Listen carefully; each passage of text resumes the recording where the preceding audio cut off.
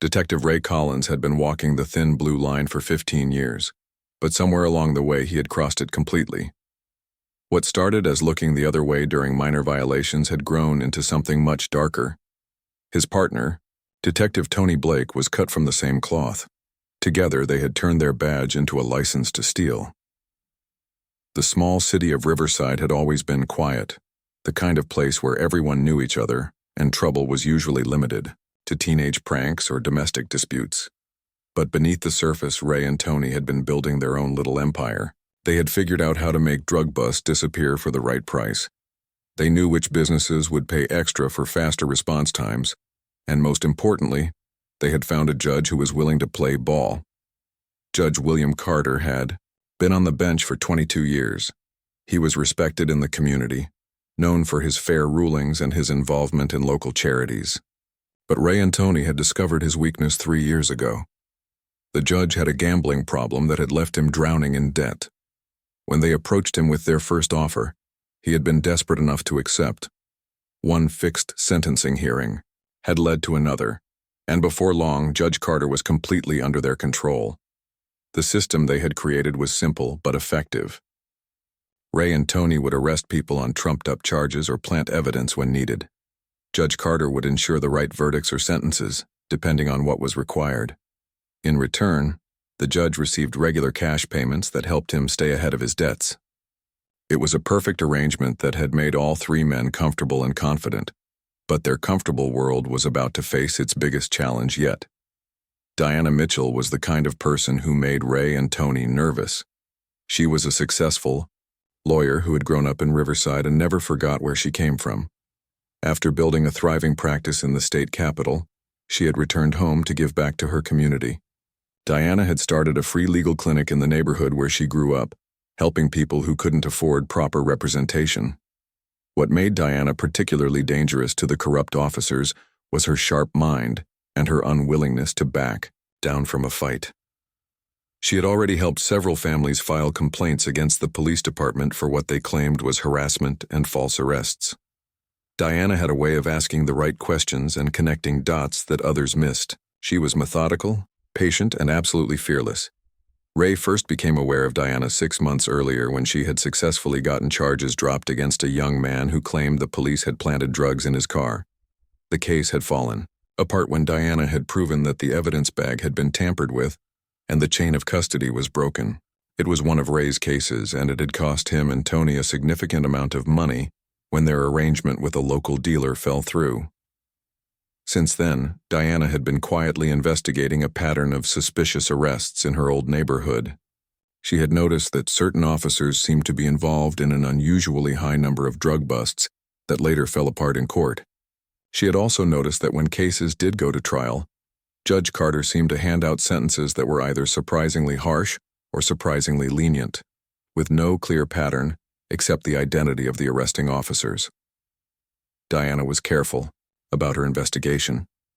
She knew that accusing police officers of corruption was serious business, especially in a small town where everyone knew each other. She had been gathering evidence slowly and methodically, interviewing victims and their families, reviewing court records, and building a case that would be impossible to ignore. What Diana didn't know was that Ray and Tony had been watching her, just as carefully as she had been watching them. They had sources throughout the community who kept them informed about potential threats. When Diana started asking too many questions, those sources had reported back to the detectives. Tony was the first to suggest that they needed to do something about Diana. He had always been the more aggressive of the two partners, quick to anger and quicker to act. Ray was more cautious, preferring to think through problems before taking action. But even Ray could see that Diana represented a real threat to everything they had built. The two men spent weeks discussing their options. They could try to intimidate Diana into backing off, but she didn't seem like the type who would scare easily. They could try to discredit her professionally, but she had an excellent reputation that would be hard to attack. Or they could take more direct action and find a way to remove her from the picture entirely. It was Ray who came up with the plan that would change all their lives forever. If Diana was so interested in police corruption, why not give her a first-hand experience with it? They could arrest her on serious charges, plant evidence if necessary, and use their arrangement with Judge Carter to ensure she was convicted and sent to prison. Once she was behind bars, her credibility would be destroyed and her investigation would die with her reputation. Tony loved the idea immediately. It was bold, decisive, and would send a clear message to anyone else who might be thinking about crossing them. Judge Carter was less enthusiastic when they approached him with the plan, but his gambling debts had only grown larger, and he needed their money more than ever. After some discussion about the details and the payment he would receive, the judge agreed to cooperate. The plan they developed was carefully thought out. Diana would be arrested during what appeared to be a routine traffic stop. Ray and Tony would claim to have found illegal substances in her vehicle, along with evidence suggesting she was involved in drug distribution. The charges would be serious, enough to destroy her career and her credibility, but not so extreme as to attract unwanted attention from federal authorities. Judge Carter would ensure that Diana's bail was set high enough to keep her in jail while awaiting trial, limiting her ability to mount an effective defense. When the case came to trial, the judge would make sure that key evidence was admitted while Diana's attempts to challenge the arrest were denied. The conviction would be swift and decisive, ending Diana's threat to their operation once and for all. As they finalized their plan, Ray and Tony felt confident that they had covered all the angles.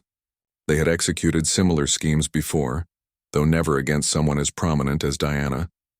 They had the experience, the connections, and the judge in their pocket. What could possibly go wrong? Neither detective had any idea that their target was far more dangerous than they realized. Diana Mitchell wasn't just a small-town lawyer with a strong sense of justice. She was also working on something much bigger than a local corruption investigation, something that would soon turn their entire world upside down. The trap was set, and everyone was about to learn that sometimes the hunter becomes the hunted. Diana's commitment to justice was about to face its greatest test, while Ray and Tony's corruption was about to meet its match. In the quiet city of Riverside, a confrontation was brewing that would expose the truth and change everything forever. The stage was set for a battle between corruption and justice, and nobody could predict how it would end. Diana Mitchell was driving home from her legal clinic on a Tuesday evening when she noticed the police car following her. She had been working late again, helping a family understand their rights after their teenage son had been arrested on what seemed like questionable charges.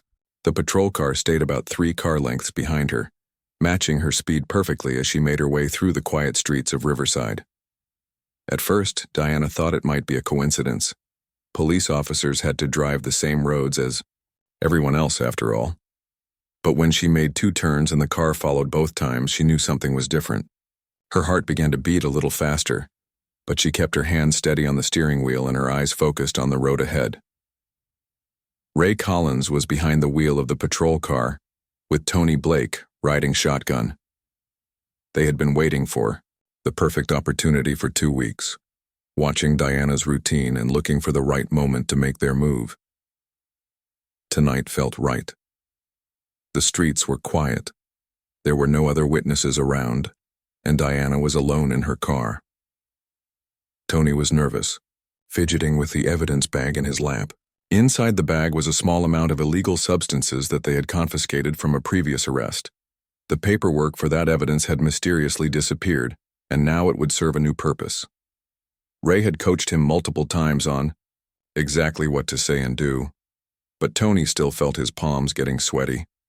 Ray, on the other hand, was calm and focused. He had done this kind of thing before, though never with stakes this high.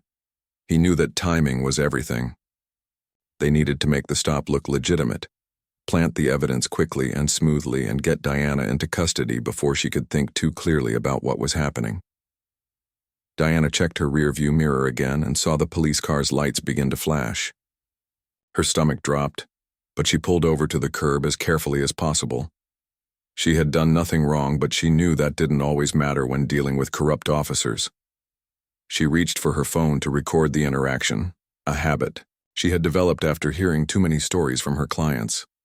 Ray stepped out of the patrol car and walked slowly toward Diana's vehicle. He had practiced this approach dozens of times in his mind. The key was to appear professional and routine while creating the circumstances he needed to justify searching her car. Tony stayed in the patrol car for now, waiting for his partner's signal. Diana rolled down her window as Ray approached. She kept her hands visible on the steering wheel and tried to keep her voice steady. "Good evening, officer. Is there a problem?" Ray smiled in a way that didn't reach his eyes. "Good evening, ma'am. I'm Detective Collins with the Riverside Police Department. Do you know why I stopped you tonight?" Diana thought carefully before answering. She had been driving normally, staying within the speed limit and obeying all traffic laws. "No, officer. I don't believe I've done anything wrong.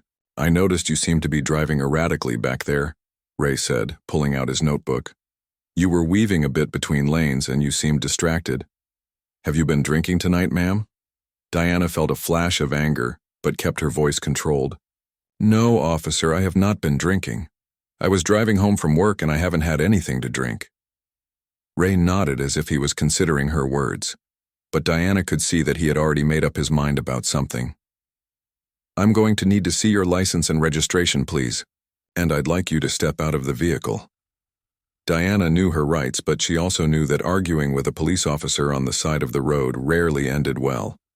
She handed over her documents and slowly got out of her car, keeping her movements deliberate and non-threatening. She could see Tony getting out of the patrol car now, and something about his body language made her even more uncomfortable. "Ma'am, I'm going to need to search your vehicle," Ray announced.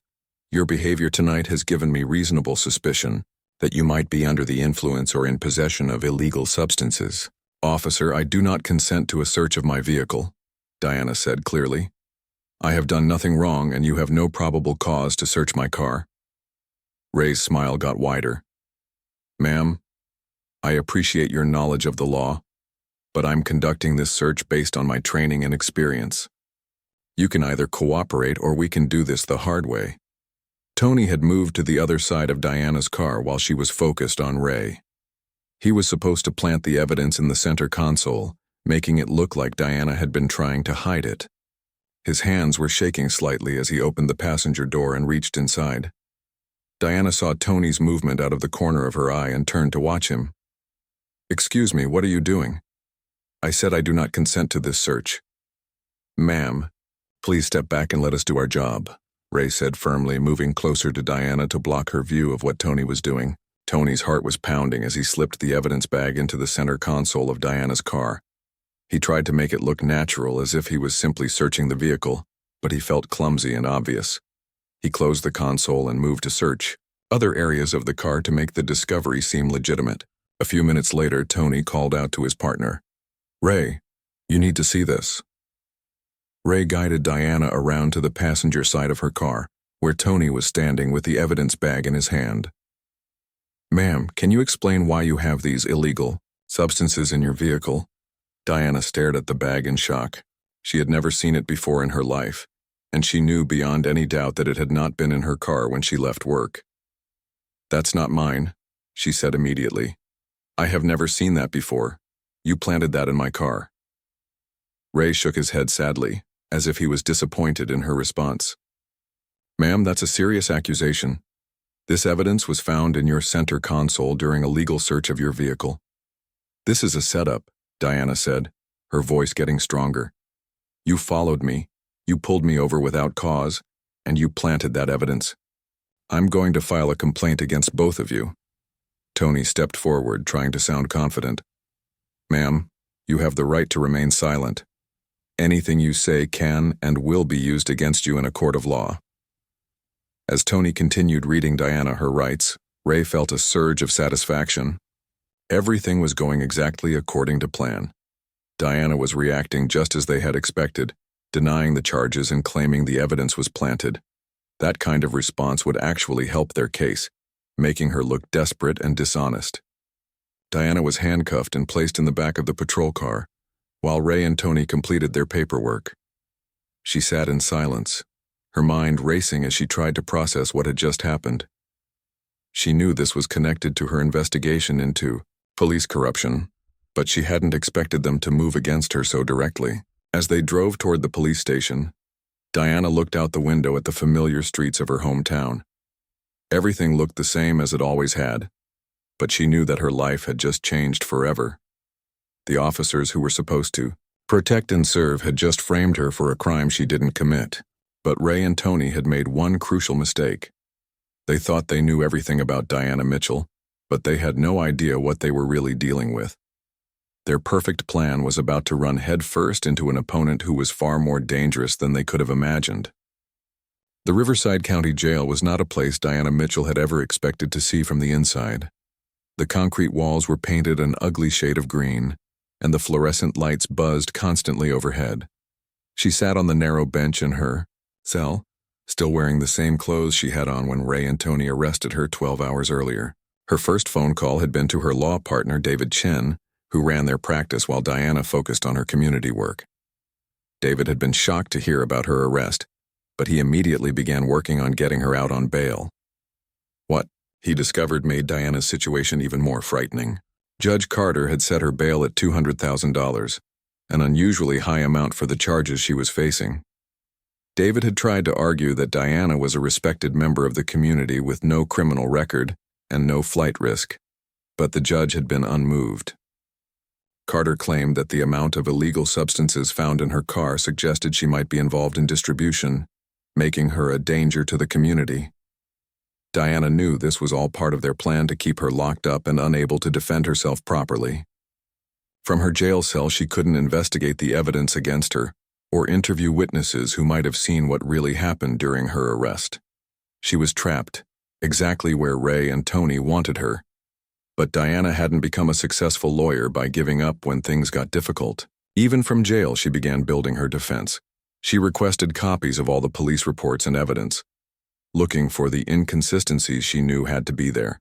She also started making a list of everyone she had spoken to about police corruption in recent months, wondering if any of them might have reported back to Ray and Tony. The first crack in their case appeared when Diana reviewed the arrest report. Ray had written that he stopped her for erratic driving and suspected impairment, but Diana remembered every detail of that evening. She had been driving normally, staying in her lane and obeying all traffic laws.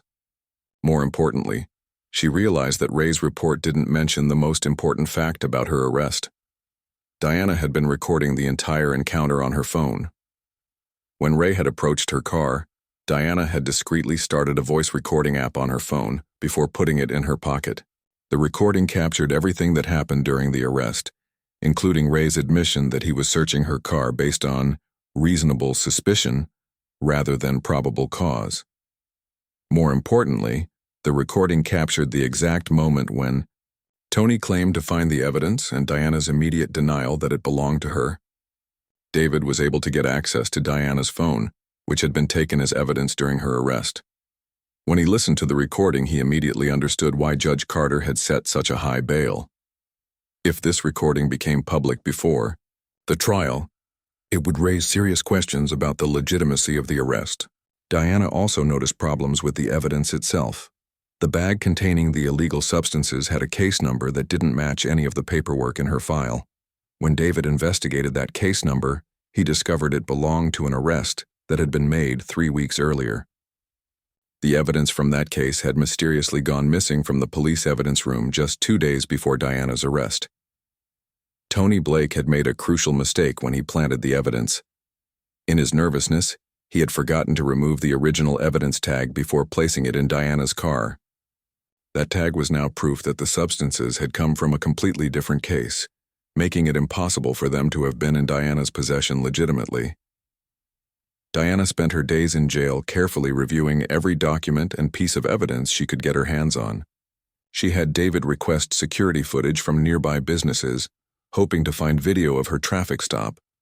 She also had him interview the family she had been helping that evening, establishing a clear timeline of her activities before the arrest. What Diana discovered made her realize that this case was much bigger than just her own arrest. The evidence tag from the planted substances led back to an arrest made by Ray and Tony just 3 weeks earlier. The suspect in that case, a young man named Kevin Rodriguez, had claimed that the officers had planted evidence on him too. His case, huh? He'd been dismissed when the evidence mysteriously disappeared, but now Diana understood what had really happened to it. Kevin wasn't the only person who had made similar claims against Ray and Tony. Diana found records of at least 6 other cases in the past 2 years where suspects had accused the same 2 officers of planting evidence.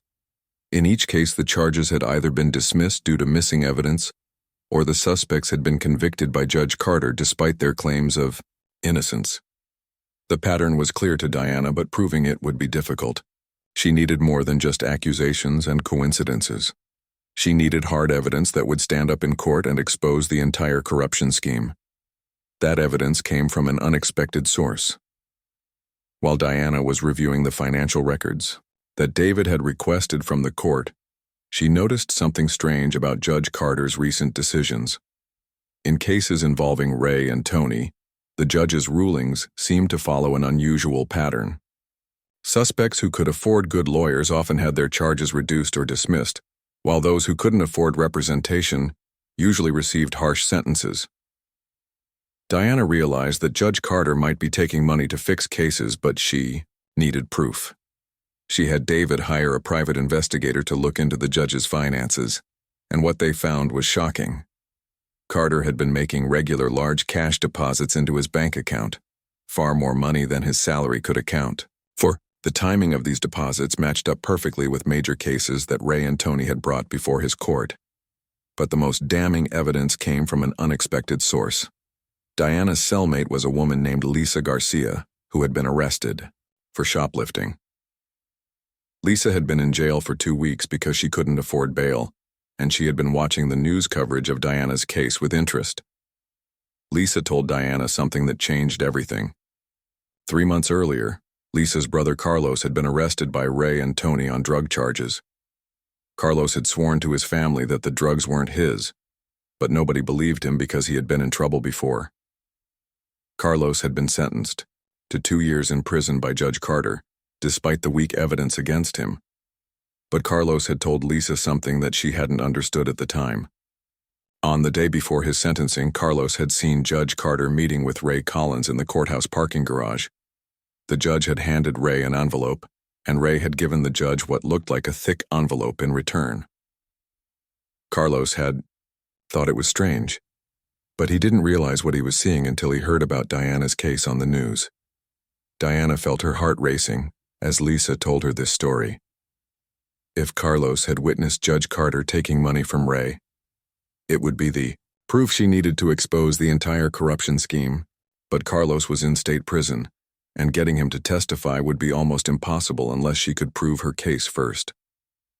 Diana spent that night staring at the ceiling of her jail cell, her mind working through all the pieces of evidence she had gathered. She now understood the full scope of what Ray, Tony, and Judge Carter had been doing. They had been running a criminal enterprise right under everyone's noses, destroying lives and corrupting the justice system for their own profit.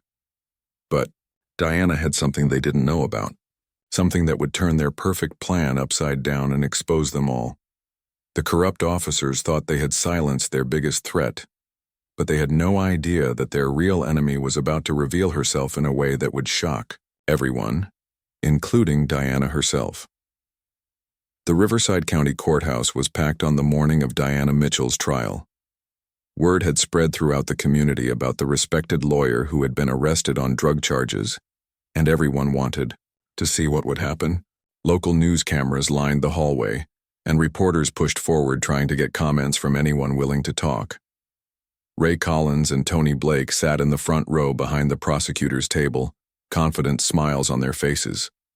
They had been preparing for this moment for weeks, going over their testimony and making sure their stories matched perfectly. Everything had gone according to plan so far, and they expected the trial to be just a formality before Diana was convicted and sent to prison. Judge Carter entered the courtroom looking calm and professional, just as he had for thousands of other cases over his 22 years on the bench. He took his seat and called the court to order, ready to play his part in what he believed would be the final act of their carefully orchestrated plan. Diana sat at the defense table with her lawyer, David Chen, looking more confident than anyone expected from someone facing serious criminal charges. She had spent the past week in jail putting together the final pieces of her defense, and she knew something that would shock everyone in that courtroom. including the 3 men who thought they had destroyed her. The prosecutor began his opening statement by painting Diana as a hypocrite who preached justice while allegedly dealing drugs. He promised to prove that the evidence found in her car was real, and that her claims of being framed were nothing more than desperate lies from someone who had been caught red-handed. David Chen's opening statement was different from what most people expected. Instead of simply denying the charges, he told the jury that they were about to witness the exposure of a criminal conspiracy that went to the very heart of their justice system. He promised to show them evidence of corruption that would shock them and prove that Diana Mitchell was not a criminal, but rather the victim of a frame-up by the very people sworn to protect them. Ray Collins was the first witness called by the prosecution. He walked to the witness stand with confidence, ready to tell the story he had rehearsed dozens of times. He testified about stopping Diana for erratic driving, his suspicion that she might be impaired, and his decision to search her vehicle. He described finding the illegal substances in her center console and her immediate denial that they belonged to her. But David Chen's cross-examination revealed the first cracks in Ray's story. David played the recording that Diana had made during the arrest, and the jury heard Ray's own words contradicting his testimony. The recording clearly showed that Ray had no reasonable suspicion for the traffic stop, and that Diana had been driving normally. When David asked Ray to explain the discrepancies between his written report and what was actually recorded, the detective became defensive and angry. His confident demeanor began to crack as he struggled to explain why his version of events didn't match the evidence. Tony Blake's testimony went even worse. He was clearly nervous as he took the stand, sweating despite the cool temperature in the courtroom. When David showed him the evidence bag with the mismatched case number, Tony's face went pale.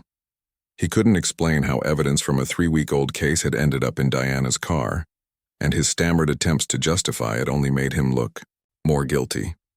Judge Carter watched these exchanges with growing concern.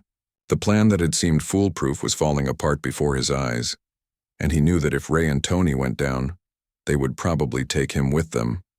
He began making rulings that favored the prosecution, trying to limit the damage by excluding some of David's evidence. But Judge Carter had no idea what was really coming. When it was time for the defense to present their case, David Chen called an unexpected witness. A man in a dark suit walked into the courtroom and identified himself as Special Agent Robert Kane from the Federal Bureau of Investigation. The entire courtroom went silent. Ray and Tony looked at each other in confusion, while Judge Carter felt his stomach drop. None of them had expected federal agents to be involved in what they thought was a simple local case. Agent Kane took the oath and sat down at the witness stand. David Chen asked him to explain why the FBI was interested in Diana Mitchell's case. "Your Honor," Agent Kane said, looking directly at Judge Carter.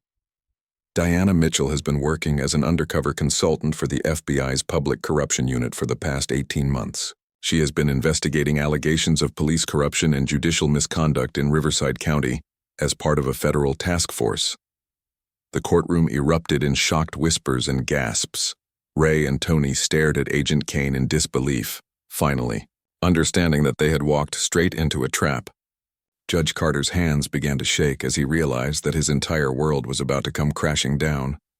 Agent Kane continued his testimony, explaining that Diana's work with the legal clinic had been the perfect cover for her real mission. She had been documenting cases of police misconduct and gathering evidence of corruption while appearing to be nothing more than a community activist and lawyer. Ms. Mitchell's arrest was actually the final piece of evidence we needed to prove our case, Agent Kane testified. "We have been monitoring the communications and financial activities of Detective Collins, Detective Blake, and Judge Carter for several months. When they moved against Ms. Mitchell, they confirmed everything we suspected about their criminal conspiracy. David Chen presented evidence that the FBI had been gathering for months. Phone records showed calls between Ray and Judge Carter that happened right before major court decisions. Bank records revealed the judge's unexplained cash deposits.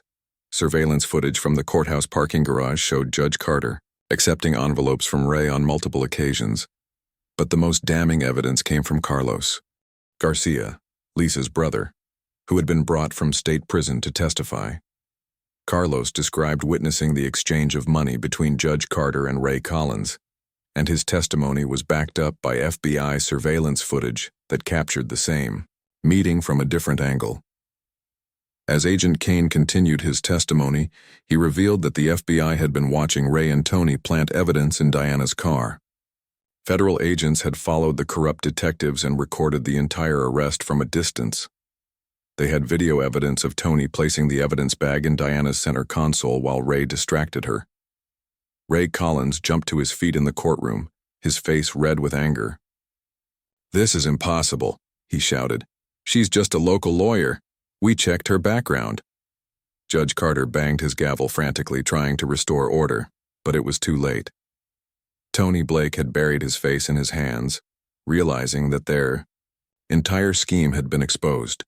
Everything they thought they knew about Diana Mitchell had been a carefully constructed cover story designed to hide her real identity and mission. Agent Kane delivered the final blow to their conspiracy.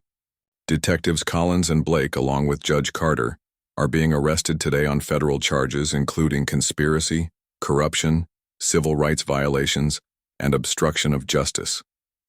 This investigation has uncovered evidence of criminal activity, spanning several years and involving dozens of victims. As federal agents moved through the courtroom to make the arrests, Diana Mitchell sat quietly at the defense table, watching the men who had tried to destroy her life get exactly what they deserved.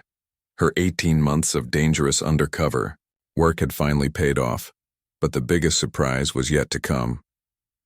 6 months after that shocking day in court, Diana Mitchell stood in the same courthouse where Ray Collins, Tony Blake, and Judge Carter had tried to destroy her life.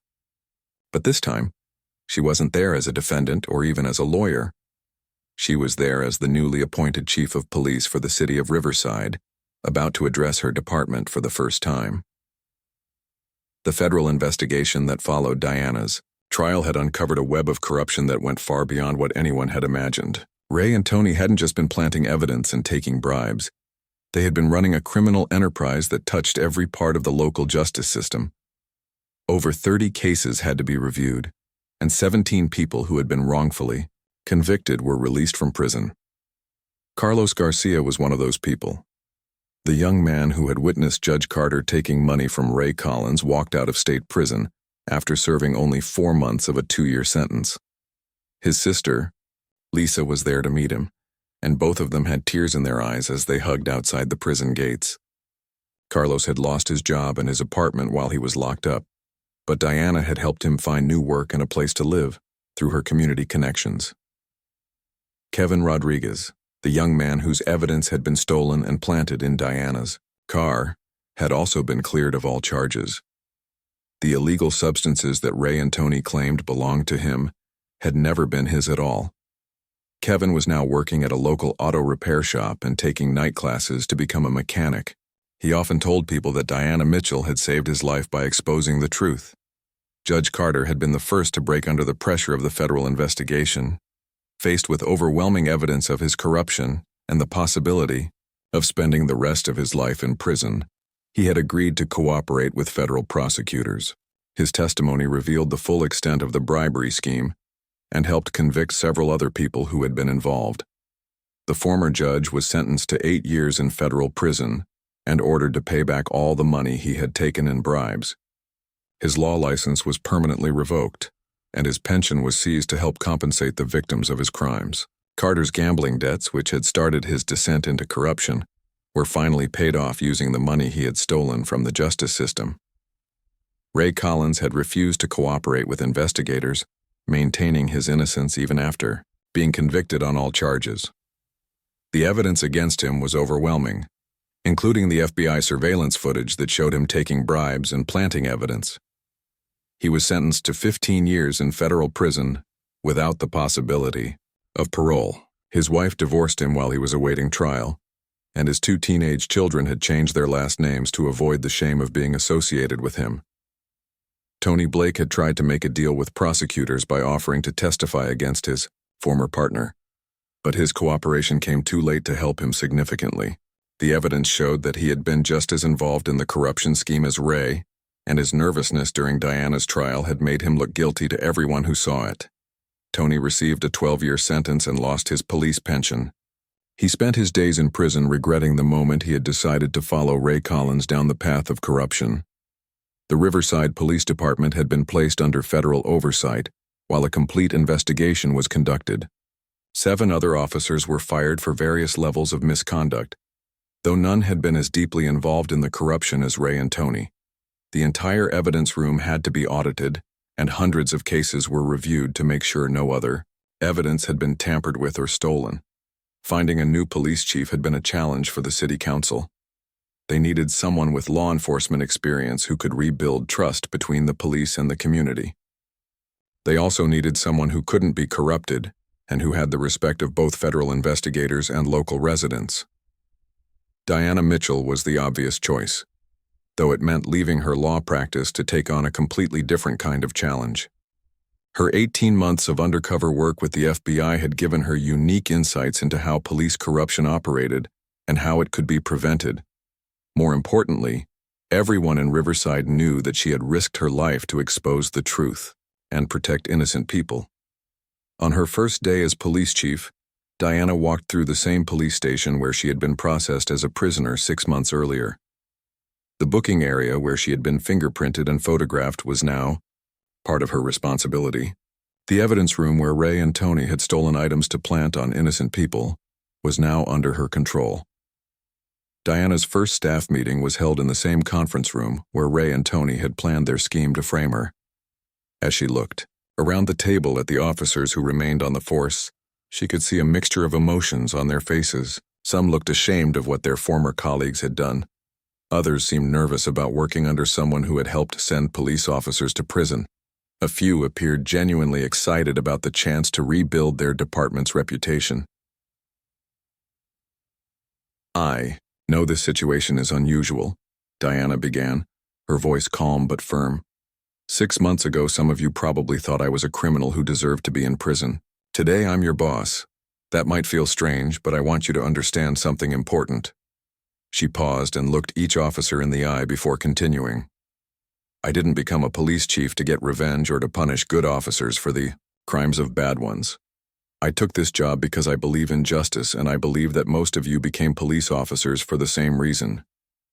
Diana explained her vision for the new Riverside Police Department. There would be new training programs, focused on ethics and constitutional rights. Body cameras would be mandatory for all officers, and the footage would be reviewed regularly. Community policing would be emphasized, with officers spending time getting to know the neighborhoods they served instead of just responding to crimes. Most importantly, there would be zero tolerance for corruption of any kind. Diana announced the creation of an internal affairs unit that would report directly to her and would investigate any allegations of misconduct thoroughly and fairly. Officers would be encouraged to report problems they saw, and whistleblowers would be protected from retaliation. "I know some of you might be thinking that I'm being too harsh," Diana said as she concluded her remarks. "But I've seen what happens when corruption is allowed to grow. It destroys lives, breaks families, and makes communities unsafe. We're going to do better." After the meeting, Diana walked to her new office, which had a window overlooking the street where Ray and Tony had arrested her. She could see her old law clinic from her desk, where she had spent so many evenings helping people who had been failed by the system she now controlled. Her phone rang, and Agent Kane's familiar voice came through the speaker. "How was your first day as chief?" he asked. Diana smiled as she looked out at the community she had sworn to protect and serve. "It feels like justice," she said. Finally. The woman who had been framed by corrupt cops was now their boss, and Riverside would never be the same.